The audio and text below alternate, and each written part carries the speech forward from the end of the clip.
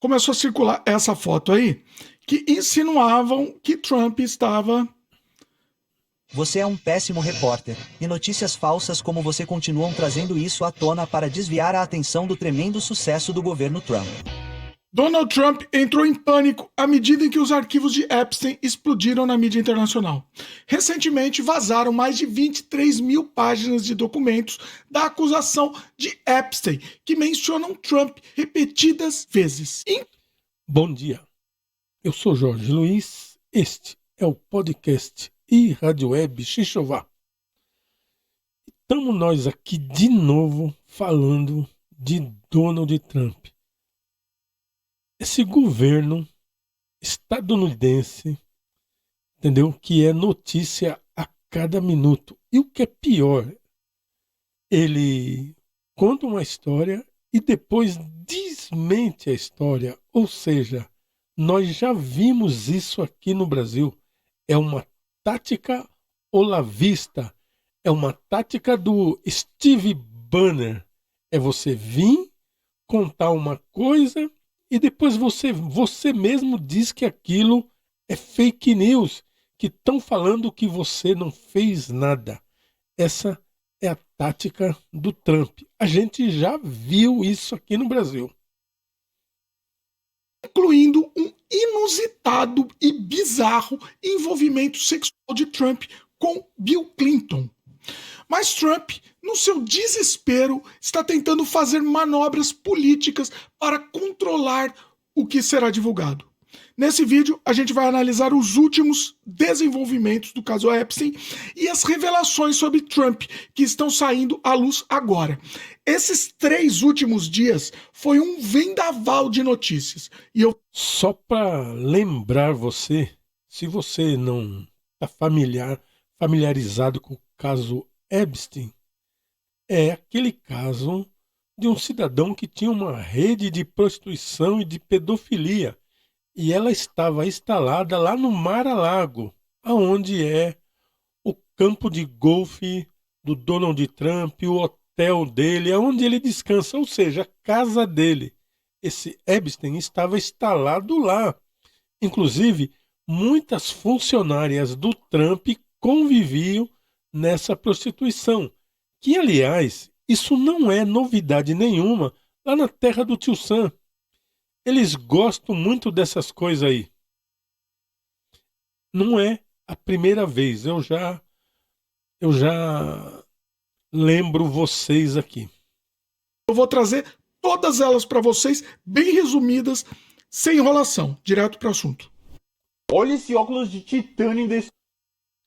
Esse aqui é o canal Canadá Diário, né? O canal Canadá Diário, né? E se vocês quiserem ver esse vídeo por inteiro, vão lá no canal dele e assistam por inteiro. Eu aqui só vou fazer aqui um react, mas não do vídeo todo. 24 horas. Esse foi o tempo que levou para Donald Trump orquestrar um dos reveses políticos mais reveladores de seu segundo mandato. De combatente feroz para a liberação dos arquivos de Epstein, agora ele mudou para a favor da liberação e de sua revelação pública. Isso não é coincidência, pessoal. É o teatro político de alto nível, um jogo de xadrez desesperado, onde o presidente dos Estados Unidos tenta controlar um incêndio já fora de controle. Vamos entender isso. Tudo começou quando os democratas, na Comissão de Supervisão da Câmara, lançaram um bombardeio documental. Mais de 20 mil páginas de correspondências privadas de Epstein, incluindo 23 mil documentos relacionados ao falecido financista e condenado criminoso sexual. Dentre essas revelações, 3 e-mails ganharam destaque mencionando diretamente Trump.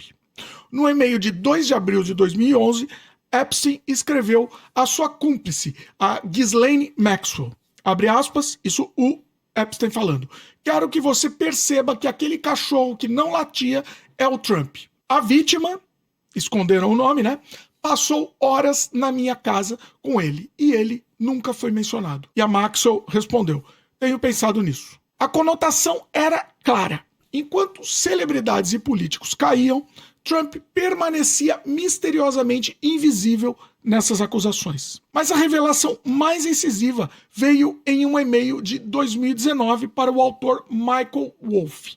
Epstein afirmou, abre aspas, é claro que ele, Donald Trump, sabia sobre as meninas, pois pediu a Ghislaine para parar. Fecha aspas. Uma declaração que, interpretada de forma literal, sugeria que Trump tinha conhecimento da rede de exploração sexual e pediu a Maxwell para interrompê-la, ou pelo menos para parar de recrutar funcionárias de Mar-a-Lago. Trump não apenas tomou conhecimento das revelações. Você viu aí? As meninas recrutadas era do próprio Mar-a-Lago, ou seja, os hotéis, a rede de descanso do Donald Trump. Ou seja, era dele mesmo, era lá que era o ninho da prostituição, onde era recrutada as meninas. Mas como eu já disse aqui, isso daí não é novo. E o que é pior é que teve o mesmo fim do caso passado. Quem não se lembra, se você não se lembrar, dá uma gugada aí que você vai lembrar que teve uma senhora que comandava uma rede de prostituição e nela estava grandes presidentes, olha só, presidentes dos Estados Unidos, estavam pastores e um deles famosão, né, que é o Jimmy Swaggart, entendeu? Estavam naquela rede de prostituição daquela mulher. Ela foi presa e, como vocês já sabem, né, num país desenvolvido, onde todo mundo tem colegial, a mulher apareceu morta na cadeia, mesmo sem ter nada para que ela se enforcasse ou que conseguisse fazer isso. E foi exatamente o que aconteceu. Coincidência ou não, não é o que aconteceu com o Epstein. Entendeu? Por quê? A rede de prostituição dele só envolvia gente grande. E os famosos gente de Deus, né? Os defensores de Deus estavam lá. Sua reação foi premeditada, frenética e, acima de tudo, desesperada. Entre os dias 12 e 13 de novembro, que foi quando esses e-mails começaram a vazar, enquanto democratas liberavam os e-mails, Trump fez exatamente o que qualquer estrategista político faria em situação de crise existencial: mudar a narrativa. Na sexta-feira, dia 14 de novembro, Trump acionou sua arma administrativa. Em um post na rede social dele, ordenou publicamente, abre aspas, vou solicitar à Procuradora-Geral Pam Bondi e ao Departamento de Justiça, juntamente com nossos grandes patriotas do FBI, que investiguem o envolvimento e a relação de Jeffrey Epstein com Bill Clinton, Larry Summers, Reid Hoffman, JP Morgan, Chase e muitas outras pessoas e instituições. Minutos depois, 217 minutos para ser preciso, Bondi respondeu no X, antigo Twitter, anunciando que havia designado Jay Clayton, o procurador-chefe da região sul de Manhattan, para liderar a investigação. Uma velocidade assustadora para uma instituição que normalmente se move com a cadência de uma burocracia federal. A mensagem era tão óbvia que qualquer observador mediano compreenderia. A Casa Branca havia mobilizado a máquina de justiça para distrair do próprio envolvimento de Trump. Presidente, o representante Matthew diz que está preocupado que a investigação de Epstein que você está pedindo possa ser uma cortina de fumaça para lançar ou liberar mais alguns arquivos. É esse o caso? Bem, não quero falar sobre isso porque notícias falsas como você é um péssimo repórter, e notícias falsas como você continuam trazendo isso à tona para... Você já viu aqui no Brasil alguém falando desse jeito? Já ou não já? Pega a notícia, sujeito dá entrevista e depois, quando o repórter pergunta para ele, ele acusa o repórter vocês já viram isso. Será que eles tiveram o mesmo pai e mãe? É que eles estão em continente diferente. Será que eles seguiam a mesma pessoa?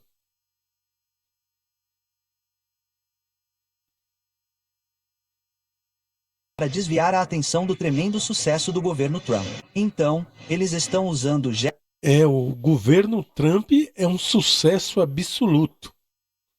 Eu já disse para vocês qual que é o que eles fazem. Né? O governo Trump é um sucesso absoluto. Ele cria uma situação e depois vem com a solução que ele mesmo criou. Ou seja, nada de novo no paraíso, né? Ele criou a guerra da Ucrânia, todo mundo sabe disso. E agora ele diz que tem a solução para a guerra. Ele diz que parou 8 guerras.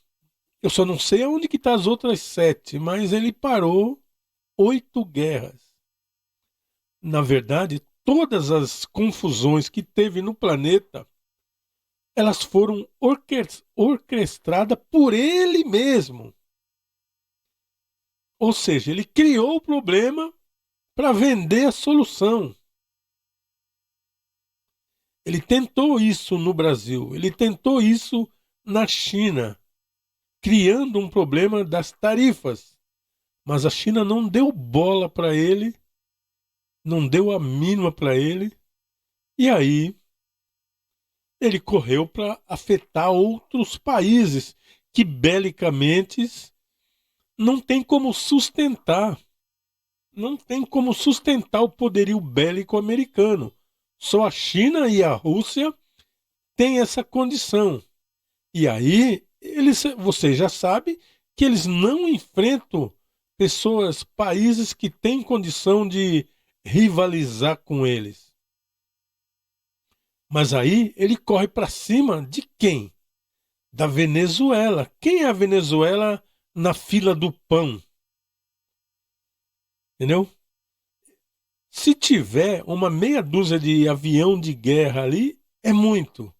Se tiver alguma força bélica ali, não passa de tranqueirada da Segunda Guerra Mundial. Então, quando o cara tá bêbado, aparece um monte de cara forte para humilhar, né?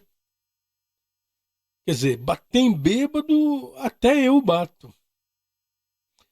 Mas ele cria essa situação. O povo americano, como é um povo violento, amante da violência, e se você discorda disso, é só você ver os filmes de sucesso que tem na terra do Tio Sam. É só você ver os videogames criados por ele, de sucesso, aqueles que mais vendem, e vocês vão ver que todos eles são violência pura. E aí eu vou criar uma situação, eu vou invadir um país para mostrar que eu sou o cara, que eu sou forte, que eu sou poderoso. Mas e se a Rússia ou a China resolver intervir? Aí eu arrumo uma solução e falo que parei mais uma guerra. É simples assim. Essa é a tática, sempre foi. Mas nós sabemos que belicamente só tem 2 países que pode encarar belicamente. O resto, nenhum deles pode. Jeffrey Epstein como um desvio do tremendo sucesso que estamos tendo como partido. Você pode me deixar terminar? Você é o pior. Você está com a Bloomberg, certo? Você é o pior. Não sei por que eles o têm. Eu tenho uma oportunidade para você. Eu sou Jorge Luiz e falo direto da Praia Grande, litoral de São Paulo, para todo o Brasil e ao redor do mundo. Aí atrás de mim tem uma montanha, é o Xixová. Xixová, na língua tupi, quer dizer pico alto. Então, Xixová é o pico mais alto aqui da cidade. E a Rádio Web Xixová toca o melhor do flashback e um pouco da música cristã. Onde a história se torna genuinamente genial e genuinamente assustadora também. É na manobra final de Trump. Por meses, semanas, a administração de Trump se opôs fervorosamente à liberação dos arquivos Epstein. O presidente da Câmara, o Mike Johnson, sob pressão da Casa Branca, até enviou membros do Congresso para casa mais cedo em agosto, evitando uma votação de petição de discharge, que poderia obrigar a liberação dos documentos. Mas no fim de semana de 16 de novembro, tudo mudou. Trump publicou um novo post na mídia social dele. Eu vou resumir e traduzir para vocês, tá? Como eu disse na sexta-feira à noite, a bordo do Air Force One para a mídia de notícias falsas, os republicanos da Câmara devem votar pela divulgação dos arquivos de Epstein, porque não temos nada a esconder e é hora de seguir em frente com essa farsa democrata perpetrada por lunáticos da esquerda radical para desviar a atenção do grande sucesso do Partido Republicano, incluindo nossa recente vitória sobre o shutdown democrata. Vocês já viram esse discurso aqui no Brasil? Já viram? É o mesmo pai e a mesma mãe. É o Steve Bannon é o pai dessas coisas. E o Olavo de Carvalho é a mãe dessas conversas aí. O Departamento de Justiça já entregou dezenas de milhares de páginas ao público sobre Epstein. Está investigando vários agentes democratas. E aqui ele cita nominalmente Bill Clinton, Reid Hoffman, Larry Summers, etc. Bom, esse é o canal Canadá Diário. Estou fazendo um react aqui deste vídeo sobre o Trump. E vocês quiserem ver o vídeo por inteiro, vocês vão lá no canal Canadá Diário do Dimitri, que é um brasileiro que mora no Canadá. O canal é muito bom. Inclusive, se você quer comprar alguma coisa no Canadá, quiser fazer uma migração, entre em contato com ele. Ele vai te dar todas as dicas para você. Eu vou ficando por aqui. O resto do vídeo, vão no canal dele e assistam lá. Fui! Fiquem com Deus. Se é que toda essa bagunça aí tem a ver com Deus.